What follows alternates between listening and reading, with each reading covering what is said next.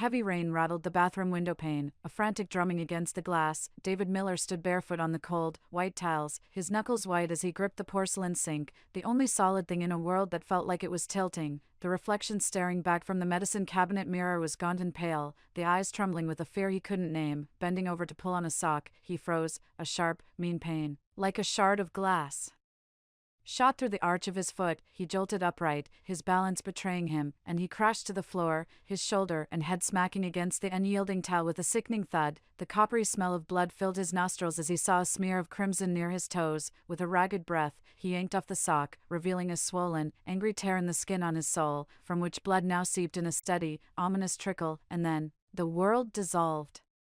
The cold tiles became rough, damp concrete. The sterile white light of the bathroom bulb shifted to a jaundiced, sickly yellow. The air thickened with the stench of mildew and unwashed bodies. Shouts echoed in a language he hadn't heard in 50 years, Vietnamese. The drumming on the window became the relentless tattoo of monsoon downpour on a rusty tin roof. He was back, Hanoi, 1970. He was shuffling, barefoot, in a line of hollow-eyed prisoners through a muddy courtyard.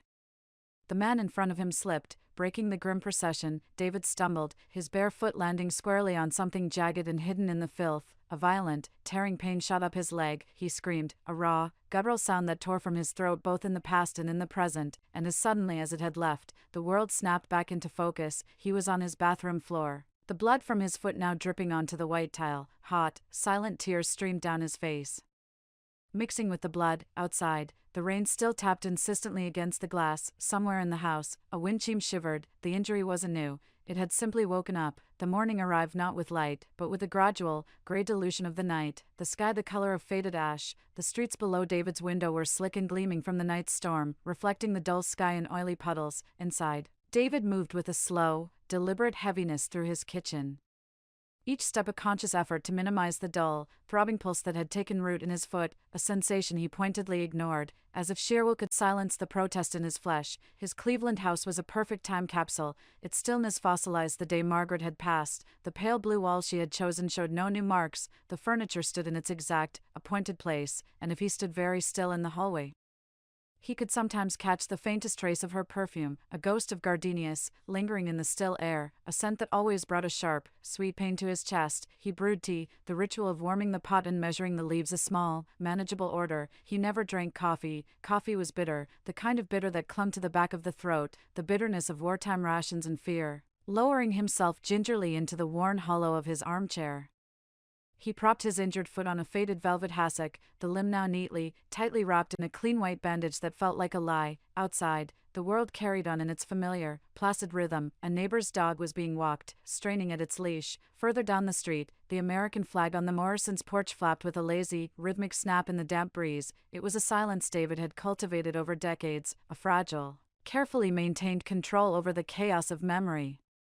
It was a defense, and this morning, it felt particularly thin. For the first time in years, he consciously skipped his daily 9:30 walk. The break in routine felt like a small failure. His neighbor, Martha, a sharp-eyed and relentlessly well-meaning woman, noticed the absence of his familiar, trudging figure from her kitchen window. By mid-morning, she was at his door, holding a loaf of banana bread still warm from the oven, wrapped in a checkered cloth. Her eyes, however, did not linger on his face but dropped immediately to his feet, narrowing with concern at his pronounced, favoring limp. Just a cold getting to me, he muttered, the lie tasting thin on his tongue. He accepted the bread with a curt nod of thanks, a clear signal of dismissal, and retreated behind the door, closing in on her worried expression. Inside, he fortified his silence. He ignored the unread newspaper lying like an accusation on the front stoop.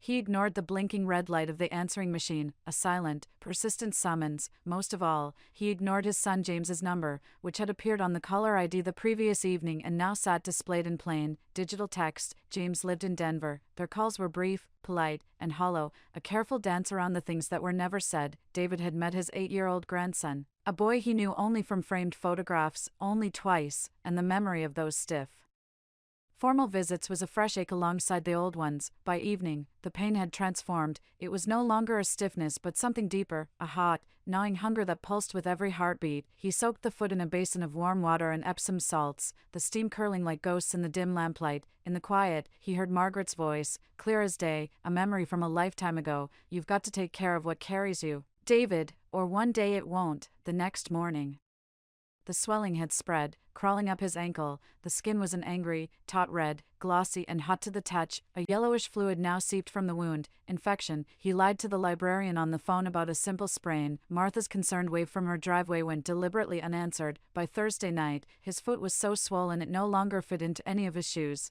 He had to cram it into one of Margaret's old gardening sneakers just to make a trip for milk.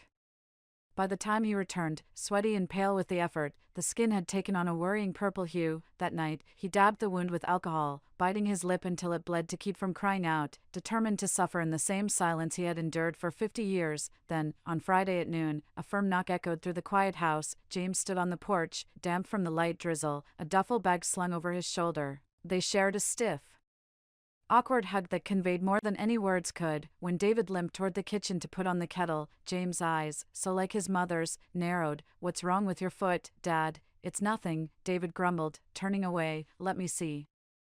"No." James ignored him, his movements firm but not unkind as he guided his father to a chair. He peeled back the soiled bandage and froze. "This isn't stiff, Dad, it's infected, severely." "I don't need doctors digging around in me," David snapped, a flash of the old defiance in his eyes. "You'd rather lose the foot?" James asked, his voice quiet but fierce. David's silence was answer enough. "I made an appointment at the VA clinic for tomorrow morning. I'm driving you." "You had no right," David whispered, the fight draining out of him. "I'm your son," James said, his hand resting on his father's shoulder. "I'm trying to pull you out of the foxhole you never left." They didn't speak much for the rest of the evening, but the silence that fell over dinner was not cold. It was heavy, thick with unspoken history and a fragile, newfound truce. The next day, rain streaked the windshield as James drove. David sat rigid in the passenger seat, his infected foot propped on a pillow. Inside the bright, sterile VA clinic, Dr. Lambert's face was a mask of professional calm, but it tightened perceptibly as he carefully unwrapped the soiled bandage. "Mr. Miller," he said, his voice low and serious, "this is badly infected."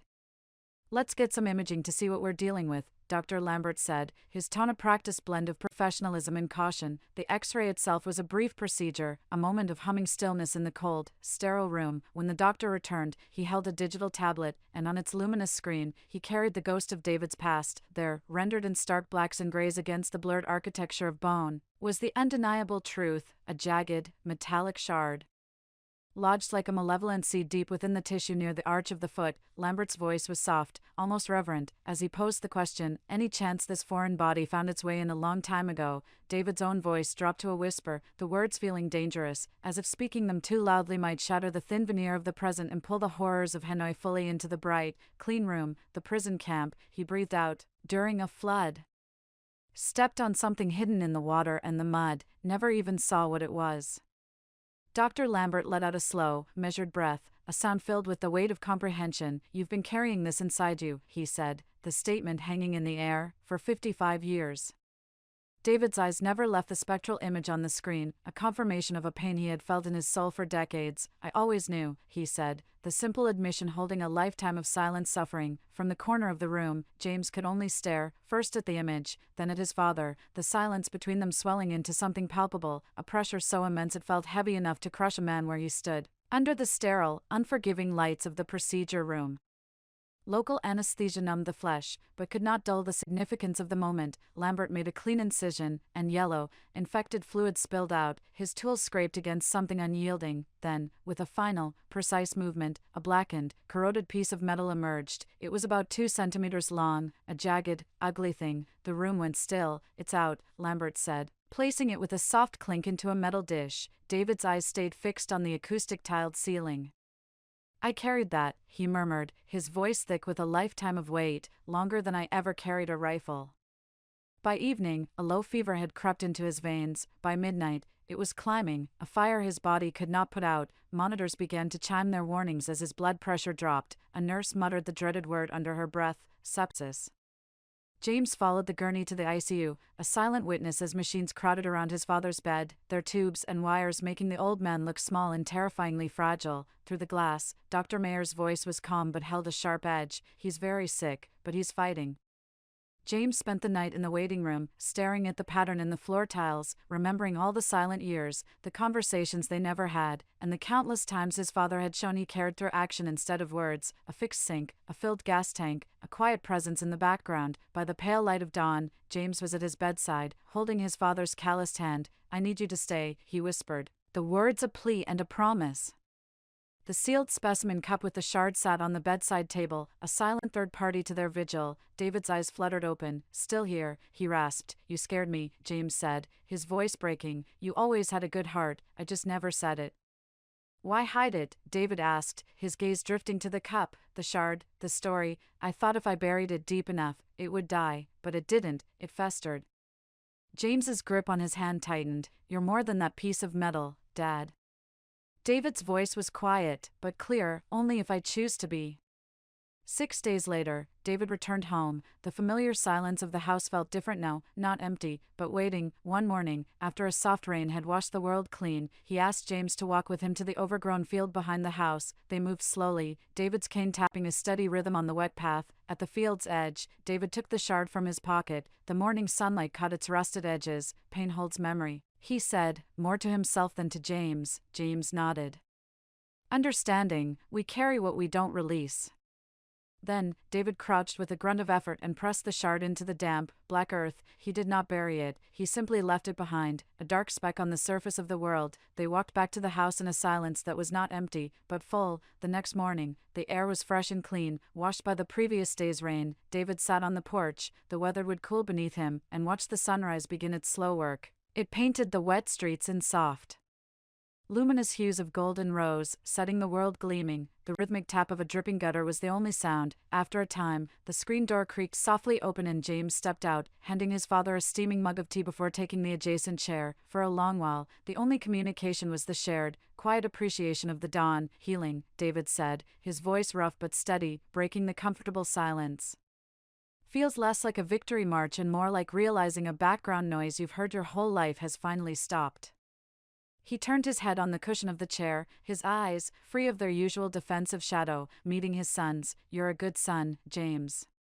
The words were simple, direct, and carried the weight of a lifetime of things left unsaid. James held his father's gaze, and in that look, the years of awkward phone calls, stilted visits, and unspoken resentment seemed to dissolve.